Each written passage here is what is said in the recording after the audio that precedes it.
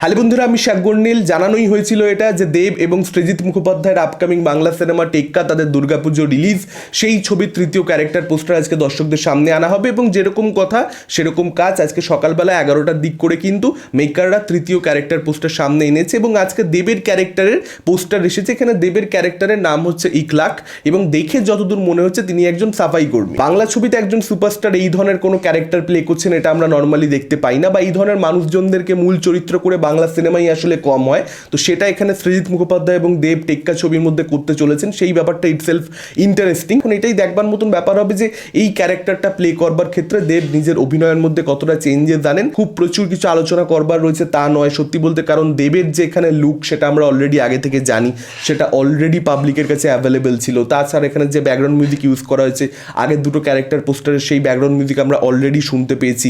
ফলত সেগুলো নিয়ে খুব একটা বেশি আলোচনা করবার নেই। তবে এখানে আমরা দেখতে পাচ্ছি দেবের চরিত্র কিন্তু এই ছবিতে জোকার, সে কিন্তু নিজে টেক্কা নয়। এখন প্রশ্ন হচ্ছে তাহলে টেক্কা কে? তো টেক্কা কে সেটা কি মেকাররা এখানে রিভিল করে দেবে, নাকি তারা টেক্কাকে কোয়েশ্চেন মার্ক দিয়ে এটা রেখে দেবে যে আচ্ছা ঠিক আছে এতগুলো পোস্টার এনেছি যেখানে আমরা আসলে কে কোনটা প্লে করছে সেটা বলে দিচ্ছি, কিন্তু টেক্কা কে প্লে করছে সেটা জানতে গেলে সিনেমা হলে যেতে হবে। এরকম একটা প্রমোশনের প্ল্যানিং কিন্তু আমরা মেকারদের তরফ থেকে দেখতে পেতে পারি, হিন্টস পাওয়া যাচ্ছে সেরকমটাই। লেটস সি, হতে পারে যে কোনো একজন অভিনেতা ছবির মধ্যে অভিনয় করছেন কিন্তু তার নামটা আমরা এখনো অবধি জানি না বা জানানো হবেও না, হলে গিয়েই মানুষ তার নামটা জানতে পারবে। এখন একটা কথা একেবারে সত্যি সত্যি এখানে মানতে হবে, এই যে ক্যারেক্টার পোস্টারগুলো সেগুলো কিন্তু বাস তৈরি করতে সম্পূর্ণরূপে ব্যর্থ।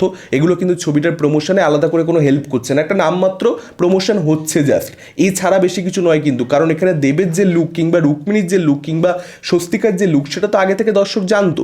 রুক্মিণীর যখন পোস্টারটা এসেছিল সেখানে ব্যাকগ্রাউন্ড মিউজিক যেটা ছিল বা ক্যারেক্টারটা পোস্টারটাকে যেভাবে ডিজাইন করা হয়েছিল ইটসেলফ সেটা কোথাও একটা নতুনত্ব ছিল, সেটা অডিয়েন্স আগে থেকে দেখেনি। কিন্তু সেকেন্ড পোস্টার থার্ড পোস্টারে স্বস্তিকার পোস্টার এবং দেবের পোস্টারের ক্ষেত্রে সেগুলোকে তো রিপিট করা হয়েছে, সেটা ব্যাকগ্রাউন্ড মিউজিক হোক কিংবা পুরো পোস্টার ডিজাইনটাই হোক। শুধুমাত্র এখানে আমরা রুক্মিণীর জায়গায় স্বস্তিকা, স্বস্তিকার জায়গায় দেব, এবং লুকগুলো অলরেডি জানা, দেবকে কীরকম দেখাবে ছবিতে এটা আমরা অলরেডি জানি। ফলত সেটা আলাদা করে কোনো হাই দিচ্ছে না। সেম জিনিসটা রুক্মিণী পোস্টারের ক্ষেত্রেও ছিল, স্বস্তিকার পোস্টারের ক্ষেত্রেও ছিল, তাদের লুক রিভিলড হয়ে গেছিলো। ফলত এই পোস্টারগুলো খুব নতুন কিছু অফার করছে না। নতুন কিছু যখনই অফার করা হবে না অডিয়েন্সের কিন্তু মনের মধ্যে সেই এক্সাইটমেন্ট তৈরি হবে না, সেখানেই কিন্তু কোথাও একটা টেক্কার প্রমোশনটা এখনও অবধি একটু দুর্বল মনে হচ্ছে। তবে হ্যাঁ, এখনও সময় বাকি রয়েছে ছবি মুক্তি পেতে অনেকটাই। টিজার এলেই আমরা জানি সৃজিত মুখোপাধ্যায়ের টিজার ট্রেলার খুব ভালো হয়, সেই অবধি হয়তো মেকাররা অপেক্ষা করছে জাস্ট ক্যারেক্টারগুলোর সঙ্গে একটা ইন্ট্রোডাকশন, তার আগে বেসিক লেভেলে অডিয়েন্সের সঙ্গে তারা করাতে চাইছে। নর্মালি একজন সুপারস্টার তার সঙ্গে একজন সুপারস্টার ডিরেক্টর তারা একসঙ্গে কাজ করলে, তারা কোলাবোরেট করলে সেই ছবিকে কেন্দ্র করে যে হাইপটা হয় সেই হাইপটা কিন্তু টেক্কার ক্ষেত্রে দেখতে পাওয়া যাচ্ছে না। এর থেকে বেশি হাইপ কিন্তু টেক্কার অ্যানাউন্সমেন্টের ক্ষেত্রে ছিল। টেক্কার অ্যানাউন্সমেন্টের সময় কিন্তু সেই হাইপটা সত্যিকারের ছিল। এবার দেখা যাক সেটাকে মেকাররা আবার সেই হাইপটাকে তৈরি করে কীভাবে। টিজার আসার আগে অবধি তো চান্সেস খুব কম মনে হচ্ছে। টিজার মেবি আমি কালকেই বলছিলাম এটা, না পরশু দিন বলছিলাম যে 17ই সেপ্টেম্বর সম্ভবত এখানে বিশ্বকর্মা পুজোর দিন হয়তো টিজার আসতে পারে, হয়তো মেকাররা সেরকমটাই প্ল্যান করছে। আগে পরেও হতে পারে, দেখা যাক।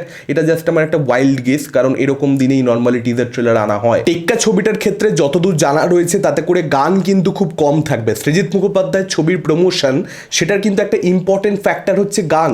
গান তার ছবিতে এত ভালো হয় যে গানগুলো ছবির প্রমোশন আলাদা করে দেয় এবং মানুষ কিন্তু সেই ছবিগুলো হলে দেখতে যাওয়ার কথা ভাবে। কিন্তু টেক্কা এমনই একটা ছবি হতে চলেছে যেখানে গান কম থাকবে এরকমটাই জানা যাচ্ছে। এখন দেখা যাক গান কতগুলো থাকে এবং সেগুলো কতটা ভালো হয়, কারণ অনুপম রায়ের সঙ্গেও কিন্তু সৃজিত মুখোপাধ্যায় এবারে কাজ করছে না, সেটাও কিন্তু আমাদেরকে মাথায় রাখতে হবে।